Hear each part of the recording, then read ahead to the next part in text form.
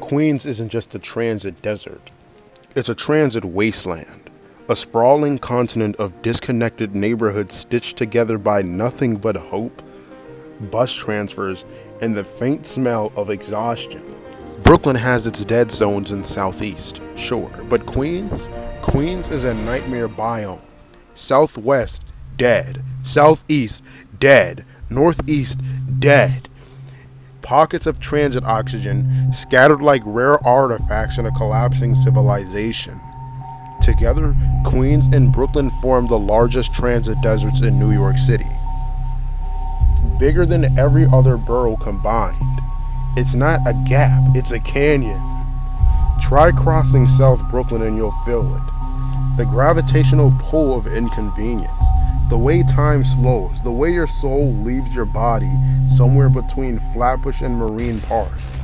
And while the city builds shiny new crosstown lines through Western Brooklyn and Queens, and the Interborough Express slicing through the east like a promise they might actually keep, there was still nothing connecting Southeast Brooklyn to Queens.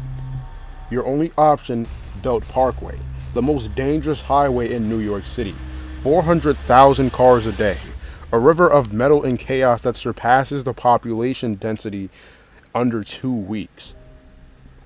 But what if there was a subway that touched every dead zone in Brooklyn and Queens? A line so impossible, so overdue, so cosmically necessary that you never realized how badly you needed it until you clicked on this video.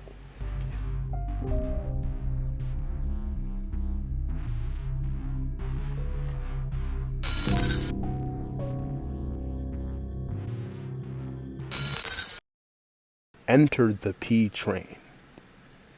Now imagine this, a subway so improbable, so surgically targeted at every forgotten corner of Brooklyn and Queens that it feels like urban myth.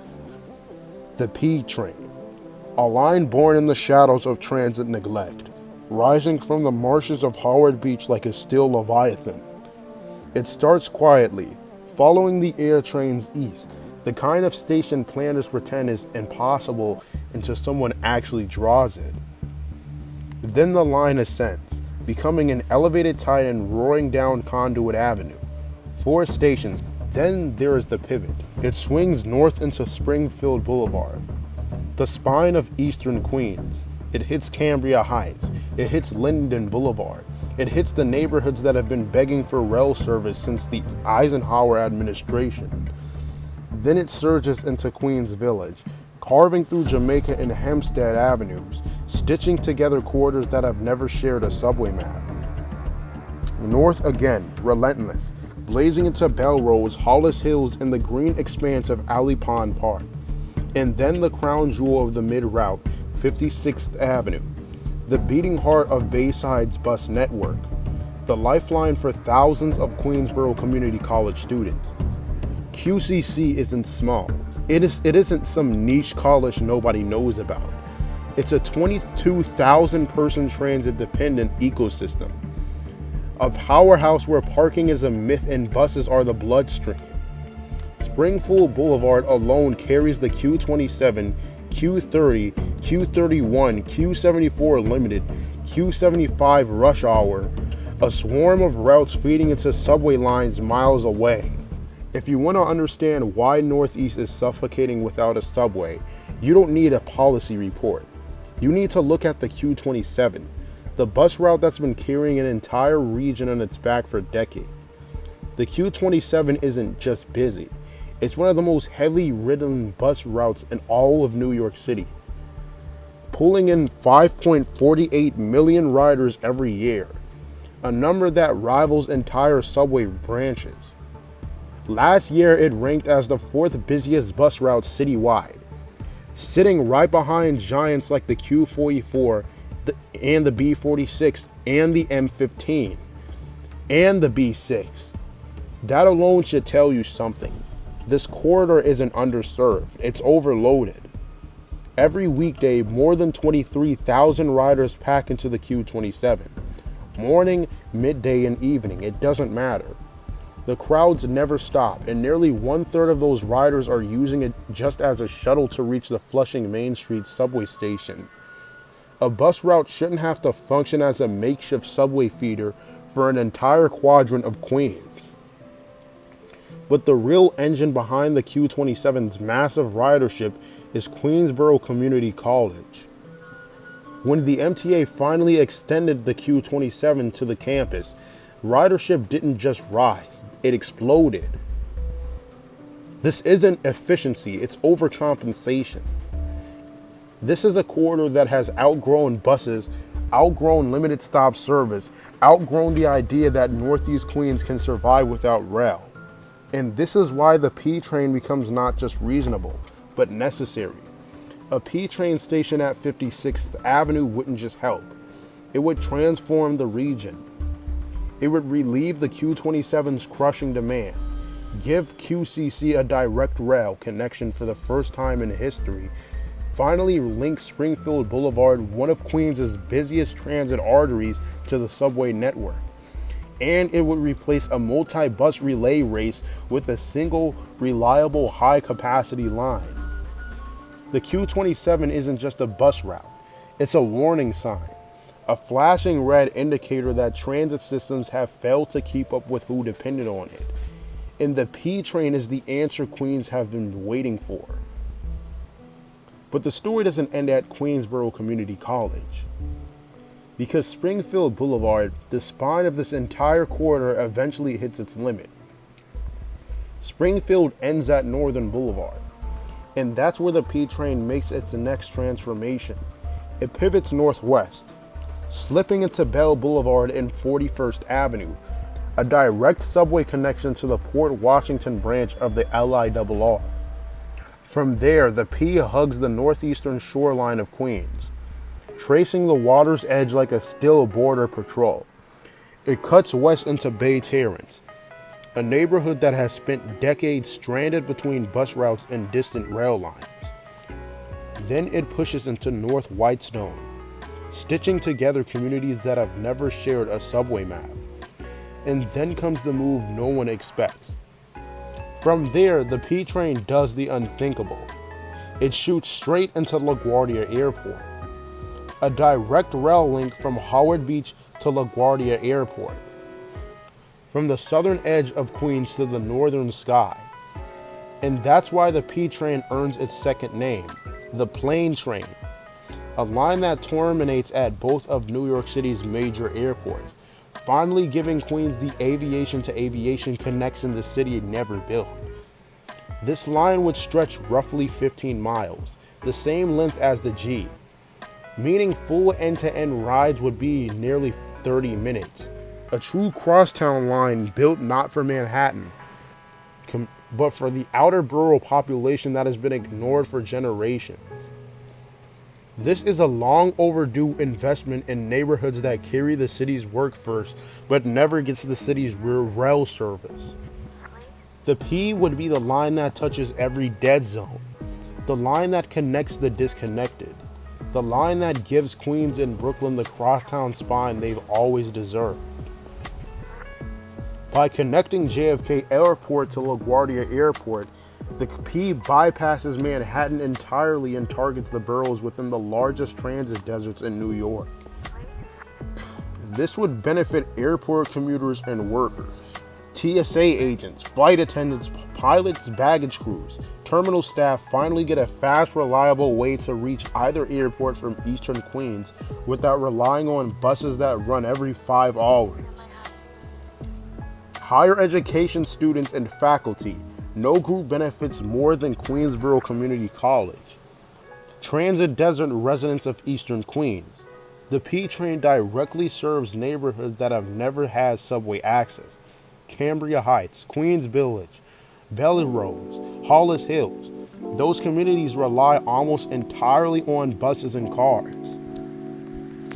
And along Bay Terrace, Whitestone, and College Point, these areas are some of the most isolated in Queens with no subway at all. The P creates a powerful new transfer point at Bell Boulevard and 41st Avenue, which would link directly to the LIRR Port Washington branch. Meanwhile, riders in Ozone Park in Jamaica gain a brand new northbound transit artery, something the borough has never had. The P wouldn't help neighborhoods, it would help the entire city.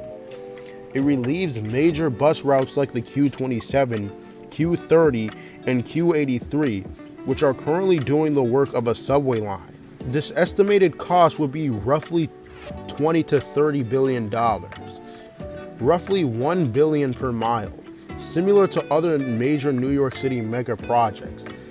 The P train would generate roughly 200,000 daily riders and 50 million annually.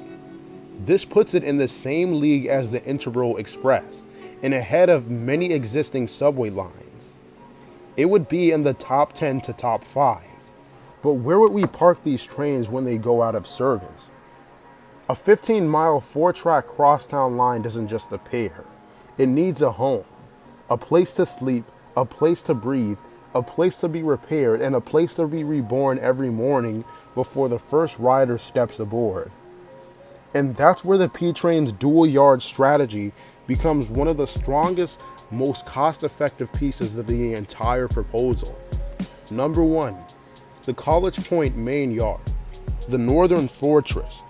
College Point is the perfect location for the P train's primary yard, not because it's convenient, but because it's possible. This part of Queens still has large industrial and commercial zones, wide parcels of land, and remnants of the old airfield. But the southern end of the line is where this proposal would become brilliant. Instead of spending billions on new land, the P shares the existing A middle tracks between Howard Beach and Aqueduct Racetrack, the same layup tracks originally built for racetrack crowds and Rockaway service. This gives the P a ready-made storage zone, a wide right-of-way, zero land acquisition, zero displacement, and zero new construction footprint.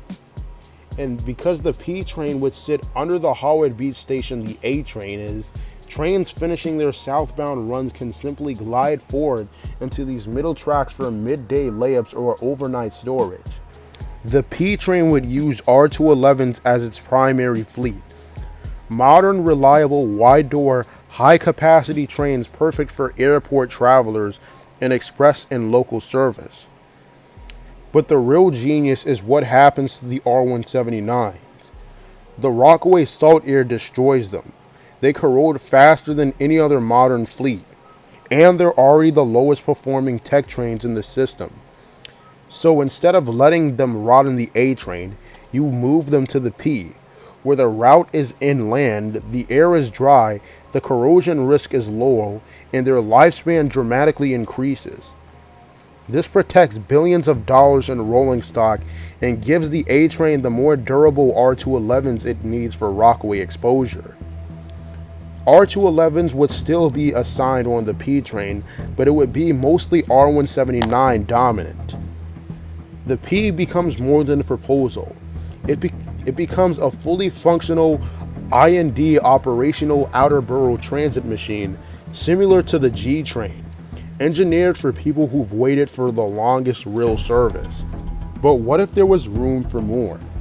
What if the P didn't stop at Howard Beach, but pushed deeper and further into the forgotten edges of Brooklyn? Because once the line reaches the marshes of Jamaica Bay, the geography opens up, and suddenly the P has the space to become something bigger, a true outer borough super corridor. After Howard Beach, the P rises again, elevated above the wetlands, and swings west along 159th Avenue. It crosses Spring Creek, gliding over the water on an elevated transit bridge. From there, the P train becomes the Seaview Avenue crosstown corridor, following the southern border of Brooklyn with surgical precision. And finally, the line terminates at Flatbush Avenue in Kings Plaza, the beating heart of South Brooklyn's bus network. In Floyd Bennett Field, you could also build a yard there. This isn't just an extension, it's a new southern spine for the entire borough. Residents of Mill Basin, Bergen Beach, Canarsie, and Spring Creek are trapped by the geography of Jamaica Bay. To travel east, they're forced to go through multiple rivers or go towards the Belt Parkway. one of the most congested and dangerous highways in New York City. If the P ran via Seaview Avenue, it would become a direct elevated bypass, letting riders fly over the gridlock that has defined their commutes for decades. Kings Plaza is already a terminus for a massive bus ecosystem. The B2, the B3, the B9, the B41, the B44, the B46, the B46 Select Bus Service, and the Q35.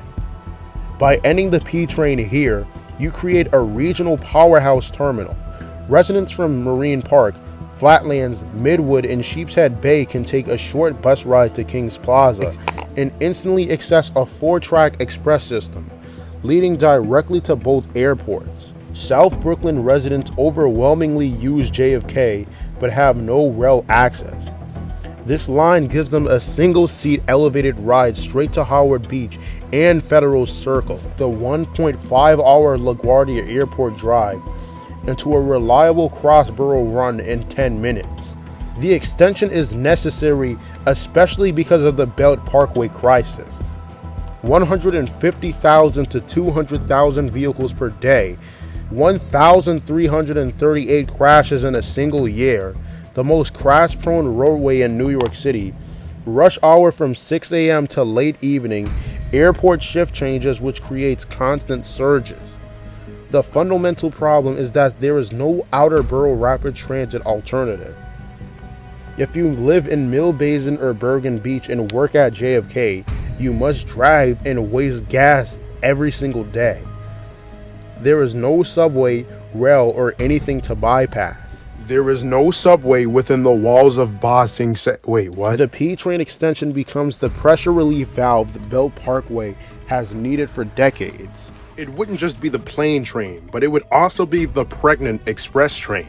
And then you would have the P Express and P Local. The P Local would serve about 30 stops. The P Express would serve roughly 15. The Express saves double the time, turning 40 minutes into a 10-minute sprint. This is the moment Queens and Brooklyn finally get the service Manhattan has had for a century. Once the P exists, the pressure to fix the rest of the system becomes overwhelming. Here is what would almost certainly follow: the Utica Avenue extension. If you watched my South 4th Street video, the Utica Avenue line would go toward Kings Plaza to Kings Community College, which would create strategic transfers for anyone in Southwest Brooklyn who need access to the P train. And then the 3 and 4 to Cambria Heights. This proposal got backlash, but only because people misunderstood the logic. The length problem. The 3 train is short, extending it is easy. The 4, however, becomes as long as the Rockaway A. And the longer an IRT line gets, the lower the frequency becomes because of tight interlining. The fix is to split the 5 train. During rush hours, half of the 5 would run to Cambria Heights, and half stays on Nostrand. This keeps frequencies high and prevents the 4 from becoming unusably long. And then add a yard at Cambria Heights so the 3 trains R62s gets extra support. Another issue is the Heartbeat line backlash. Commenters mocked the curve shape, but the curve is intentional. If the 3 and 4 ran straight down Pitkin Avenue to continue their journey to Linden Boulevard, they would collide with the A at Conduit Avenue. Riders would still wait 10 to 20 minutes for the A because the A splits. So instead, the 3 and 4 curve southeast into Howard Beach, giving riders a 1-seat ride to the P train and the airport. Then they shoot northeast along Linden Boulevard, intersecting the P and end at 235th Street, the city border. This is not a mistake, it's a crowd control strategy. And then the F train Hillside Avenue extension. The M train branches off to Queenslink, the E runs local east of Union Turnpike, the R extends and briefly de-interlines from the E, and then the F and R become the backbone of Hillside Avenue. And then the F and R extend all the way to Floral Park, intersecting the P at Springfield Boulevard. Number 3. The A train's Liberty Avenue extension. The C would run local. The A would continue east express along Liberty Avenue. When Liberty ends, the A shifts north along Hollis Avenue. It intersects the P and terminates at Hempstead Avenue. MTA already owns the Belmont branch, an unused terminal that can become a brand new A train yard. This eliminates the need for A trains to deadhead into the Rockaways or into Brooklyn just to reach a yard.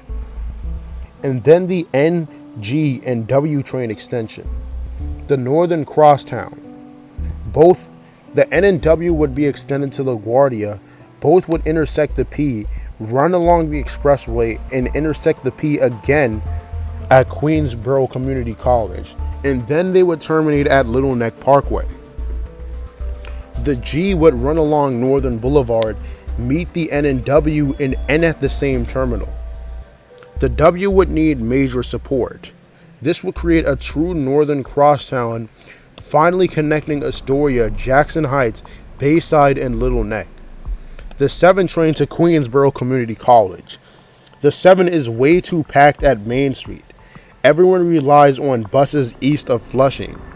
So the 7 extends along Roosevelt Avenue to Queensboro Community College, a place where it would connect with the N, the W, the G, and the P train. This becomes the largest transit hub in Eastern Queens.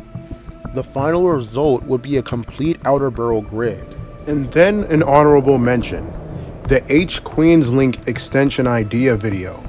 It would branch out via Queens Link, run to Union Turnpike, and then switch north via Utopia Parkway on its way to the Bronx. It would intersect with the P train, and P riders would get a direct connection to the Bronx, instead of having to travel all the way to Manhattan. With these expansions, Queens and Brooklyn finally gets a north-south super corridor, a northern crosstown, a central crosstown, a southern crosstown, 2 east-west spines, and a southeast spine. Honorable mention number 2. Extend the IBX to LaGuardia Airport.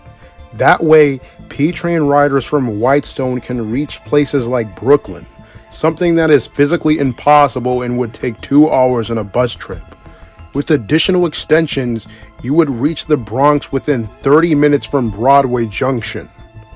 This is the outer borough grid New York City should have built 70 years ago. The price tag would be around $100 billion. For $100 billion, you eliminate the Belt Parkway choke point, the Q27/Q30/Q83/Trinity bus overload, the Jamaica transfer bottleneck, the Queens Village Transit Desert, the South Brooklyn Isolation Zone, the LaGuardia Transit Vacuum, the Hillside Avenue overcrowding, the Flushing bus crisis, and the Utica Avenue crisis. And you give Brooklyn and Queens a complete rapid transit network. An entire system. For the first time in history, Brooklyn and Queens wouldn't be transit deserts. They would be connected fully, permanently, and powerfully. Here's actually the funny part. I'm not even the only one who thought of this. Someone else came up with the exact same idea. What you're looking at right now is his map, Ralph Van Motion's version of the plan. The only difference, his line blends the P with the H. It doesn't go to LaGuardia and the alignment shifts a bit, but the point stands. Someone else independently looked at Queens and Brooklyn, saw the same transit deserts, the same Brooklyn corridors, the same Belt Parkway choke points, and arrived at the same solution. That's how you know this isn't just a fantasy. It's not just a wild proposal. It's a pattern, a need. A gap so massive multiple people working separately drew the same line across the map. The P train isn't just my idea. It's the idea that keeps resurfacing because the demand is real. The logic is sound and the outer boroughs deserve better. And all of it starts with one line, the P train.